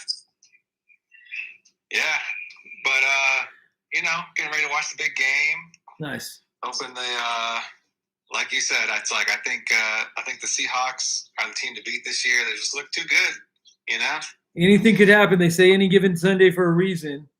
Yeah. So we need a trivia question, Ryan. We're calling. Trivia. Let's see. Wait, what kind of topic should we do? On one of our podcast guests. Okay, I got one. Who has appeared on the podcast the most times. Not necessarily as like a dedicated guest, but like between events and guest spots, who would be the person that's been on the most times? I bet you know who it is, James, right? I mean, I have a couple guests that I would say that are close to. Yeah, it's who's the James Ladd can't be a guest on the James Ladd show, guys. It's not me. James has been on the show more than anyone. I will. A. Harvey, that would be my guess. Is it's Marlon. Marlon's been on a lot. Marlon's been on a lot. There's another one, guys. Who else? He's been on a few times. He's been on the review show. But he's been on almost every event episode. He's always getting run into on that one. So I even got the merch on. His today. name starts with an L. That's right. Where's the merch? Got the merch on. See? Oh yeah, you do have the merch on. The Cannabis Brothers James Ladd merch.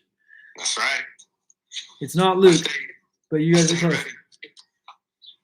Yeah, you stay ready. You're ready to jump in. In case I couldn't make it, you could have done the live for me. That's right. I like the call with Rue. I thought that was really good. Yeah. Shout out Rue. Okay, they still haven't figured it out. I think we just need to start giving him one letter at a time, right? So L-A. L-A. L-A. His name starts with an L. The second letter is an A. Who is it, guys? Larry. Larry. You see what happens, Larry? No, not Luna or Lana. Larry. Wait, L-A-N. Okay, there's an L-A-N. Lance. Yeah, Lance. Okay, you got to give us the last name. Wait, they might not know it. Who does Lance work for? I don't think we talk about his last name. Yeah, Lance is good enough. Who's that? It took a long enough time to get to Lance. Go crazy. Go crazy, RJ4FV. You are the winner. Email us. Right. Podcast at James Ladd Genetics for your special Grove Bags bundle. Nice. Lance with Terplock. Yes. That guy's great. We see him all the time. He's like at every event. He's like the most positive chipper dude. So shout out Lance. Good stuff, guys. Well, thanks for your time, Ryan. I appreciate it. Alrighty. I will talk to you soon. Super Bowl. Yeah. See ya. Have a good one. Guys, is Chad still in the chat? I wish I had a burner phone, because if I did, I'd be calling Chad from the burner phone just to mess with him.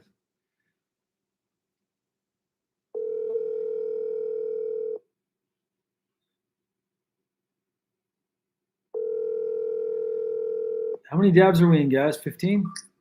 Yo, James, what's happening? What's going on? We're FaceTime, man. If you're available to FaceTime. How you doing? Let's see. Not in a good spot to do that right now. Okay. Well, we got Chad on. You're on live. You're on live for the James Ladd podcast. What's happening, guys? Oh man, no idea. Yeah, good stuff, man. I know you jumped in for a bit on the chat, and so I'm just going through my phone, calling random people. I figured you'd be a great guy to call to get a trivia question and just to see how you're doing today.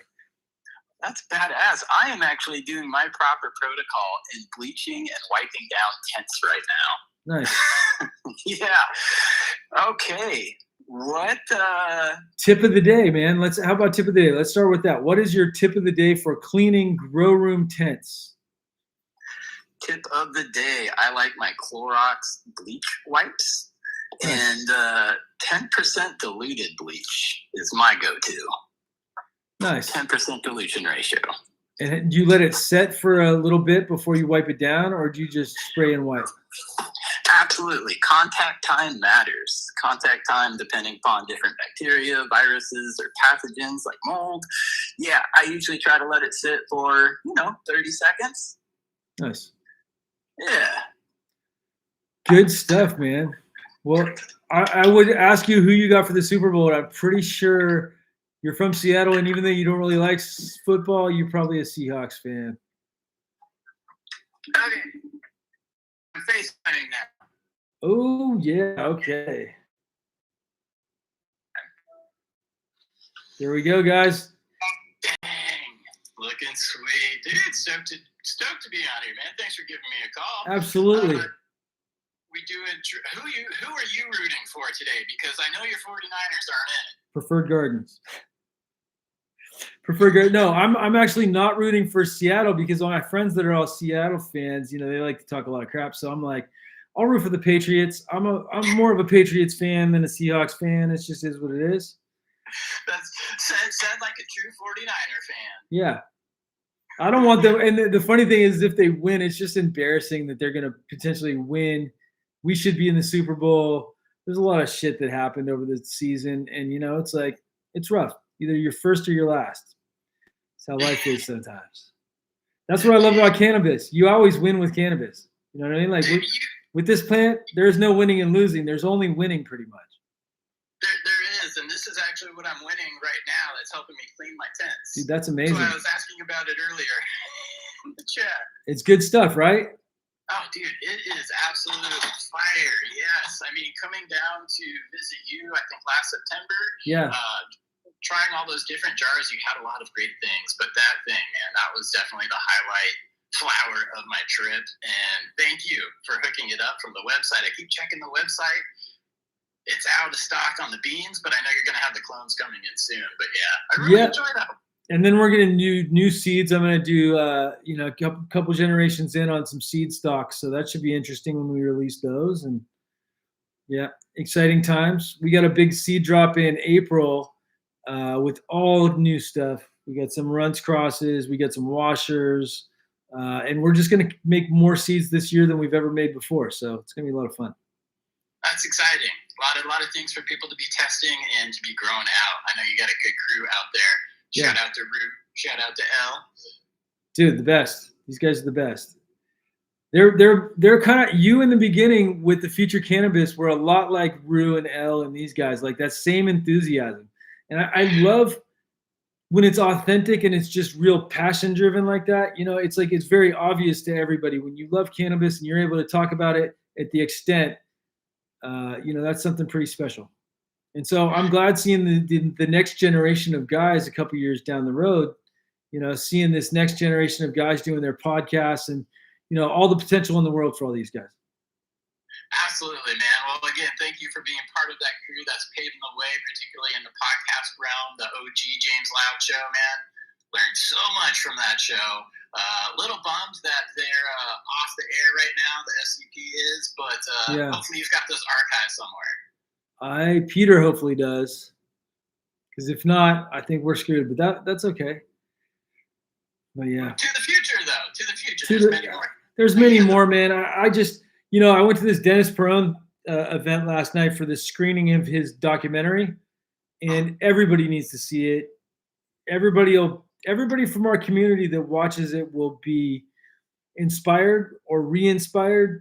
For those of us that have kind of lost it a little bit, it's great to watch something like that where it re-inspires you and reminds you of why we're here and that this plant is just so special that it can bring people together from all different aspects of life over a plant that makes the world a better place. And it's funny that something like that could have ever been illegal. It just blows my mind that in some countries it's still illegal, and it's a plant. And, and especially when it comes to disease, when it comes to cancer, people fighting AIDS, people that need to eat, how can you take away accessibility from people that need it as a medicine? That's bad. You're a bad person if you think that that's okay, that you shouldn't be able to take something that's natural that makes you feel better, right? You are a bad person if that's what you believe. If it comes down to it, we distill it that you think that cannabis should be taken away from everybody and people should be forced to take conventional medicine. I think that's crazy. Absolutely. There's other countries where the medicinal use has been deemed like a civil right. You have the right to medicate in the way that you like. Yeah. And, back to like Dennis Peron and, those days, the good old days. Remember when we were all on the same team? Yeah. Remember when we all just had like the common enemy and that was it? Yeah. It wasn't so much of, everybody doing their different thing. We were all united. And I actually kind of see that for the future here. I see a lot more collaborations. I see a lot more people just fed up with like, guys, we need to retake and reshape this industry and do it how traditionally we had it done. Yeah, and I think it just takes a lot of passion and a lot of like people who aren't going to give up, because it's going to be tough. It's an uphill battle, but it's always been an uphill battle, guys. Like literally, it has always been an uphill battle for this plant.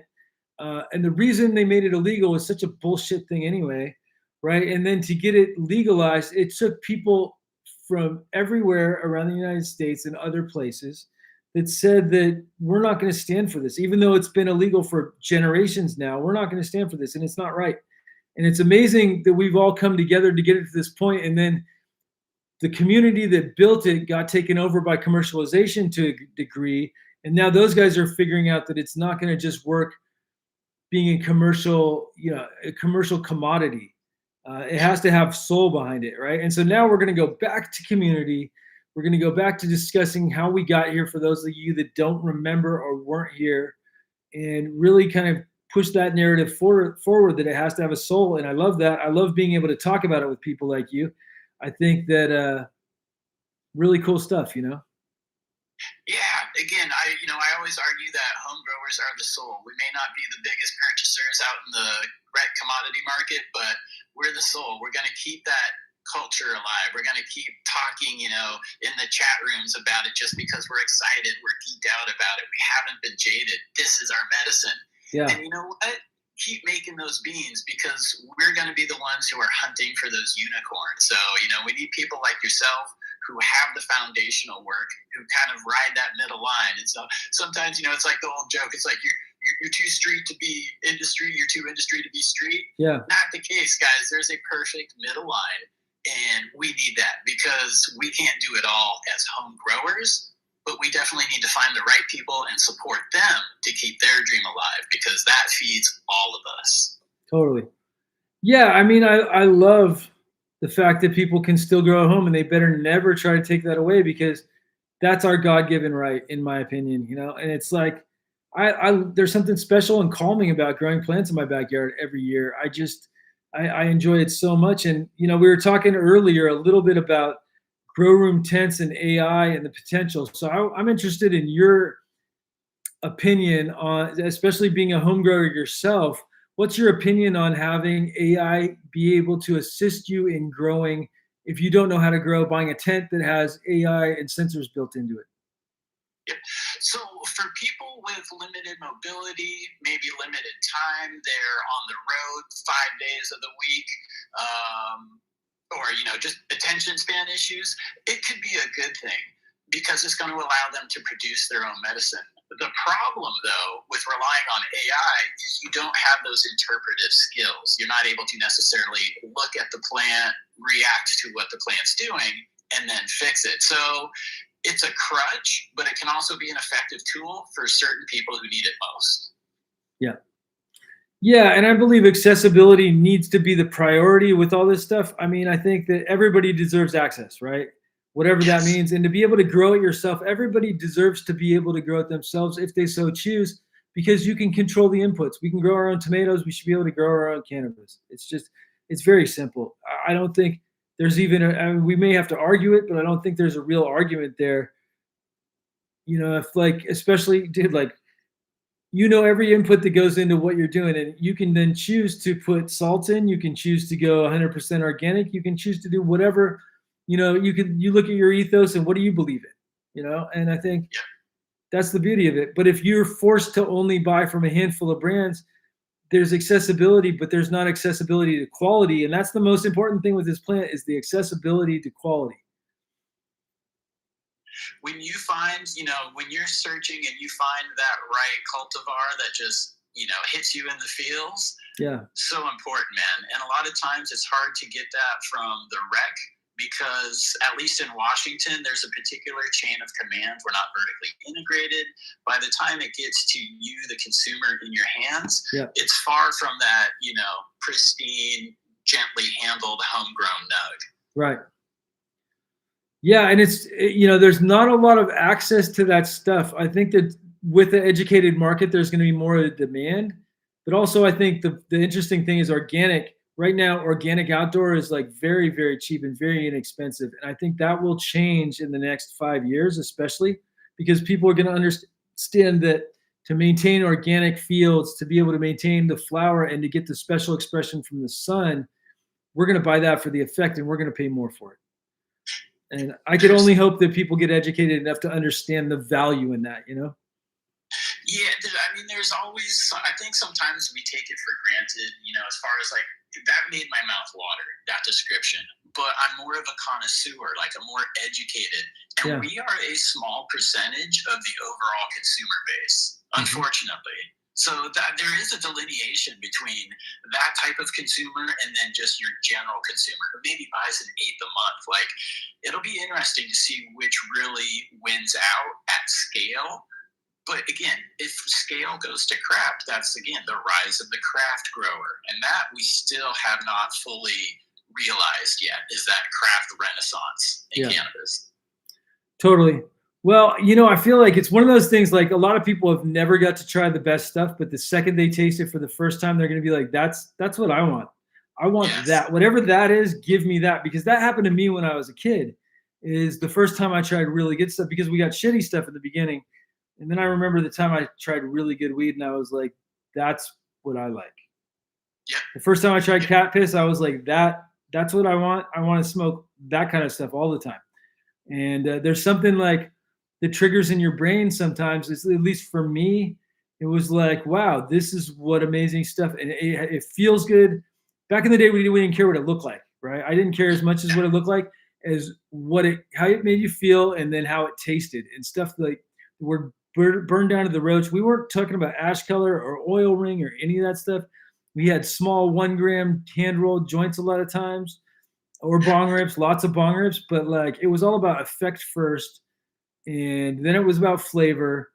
And then somehow we got really, you know, we nerded out, got into terps, realized it wasn't just terps, it's thiols and all these other things too.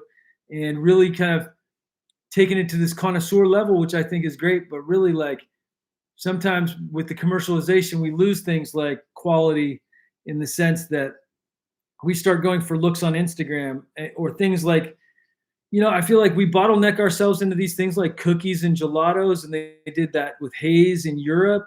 And what people want, they want it right now. And there's this such demand that we forget about all the other good stuff. And there's so much diversity out there.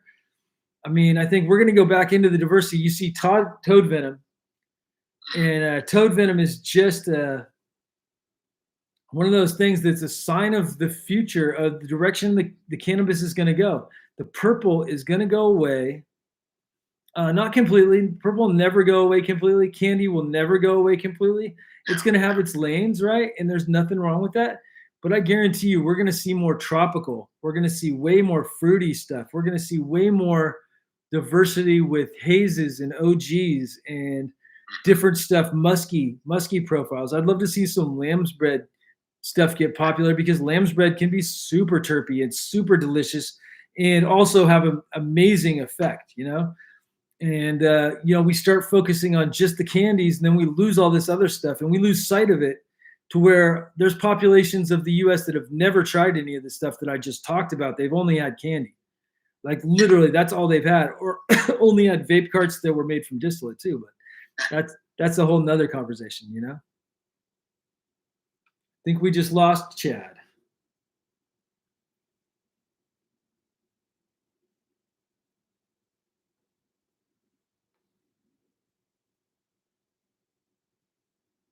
So what do you guys think?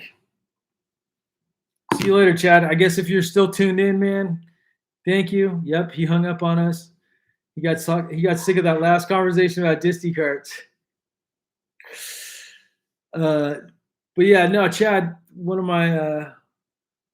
my colleagues now, he was just, you know, I think Chad as a home grower is an amazing guy. Disconnect, Chad. You disconnected us. It's okay. We don't mind. You're upset about my the comment about carts. But yeah, really thank you for tuning in for a minute. If you want to do a trivia question, you're more than welcome to, Chad. We could wait for you in the chat. You could do it that way.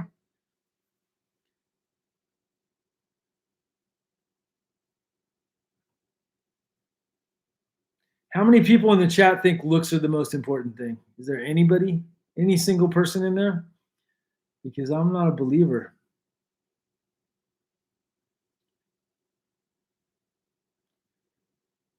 Someone to put omnicine terps, I think they mean awesomine. Awesomine are amazing. You want good effects, go for some awesomine. Mark from Green Shock, his awesomine tested the highest with his double lantern, I believe, at the California State Fair in 2025. Awesomine is amazing for effects. I've seen a lot of flavor all the way, effects all day, effects over looks 100%. I think effects should be the priority, the number one, and then the taste, right? And sometimes people think taste and effect are the same thing, and there's a relationship to them. But man, I think I think you need to separate them, my personal opinion. The last FCP episode I did was before a football game. Wow. Well, hopefully this isn't my last, guys. I think we've got at least 4 more in the queue.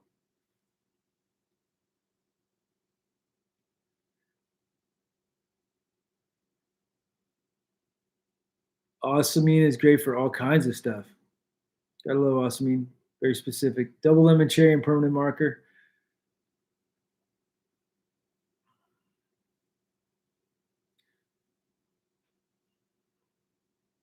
Okay, guys. It's been almost 2 hours. It's been a lot of fun. Take one more dab for you guys before we end this. I want to thank all my sponsors. We got a lot. We got some really good ones.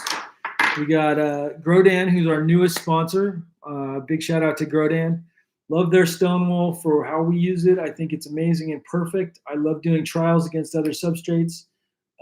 And I love their sensors. They have a Grodan Grow Sense. We're going to be doing some cool episodes with Grodan coming up here. I want to thank Canna. I want to especially thank Matt and Anthony over at Terra and United. United, we use United Nutrients in our spot. We love them. We've got Kaya Coco. Our facility has Coco moms. We have Kaya Coco for all our moms using 10 inchers. We use the big 10-inch blocks for the moms. Love those. We've got Roll Pros. Love our joints. Our machine is great. If you guys haven't seen it, check it out. We got a special episode coming up with Kyle from Roll Pros. We're going to be filming. Should be a lot of fun. Faven, we got to give big shout out to Faven and Grove because we love our Grove bags. We love our terp locks and some of the new things that we're working on with them a lot. Yeah, I'm a lover of the terp locks for preserving terps, man. It's night and day difference. But appreciate you guys for tuning in. I think I got all our sponsors. Let me get one more dab in for you. We're going to do some Sour BX. We got this right here. It looks like GX, but it's actually BX. It's one of my favorites.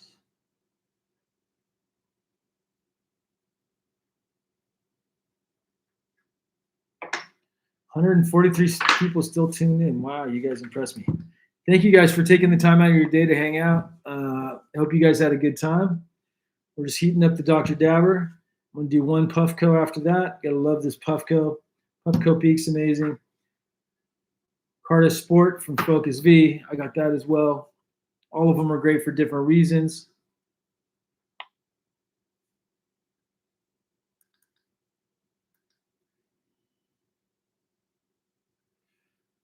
We're melting this dab. Really appreciate it, guys. Until next week.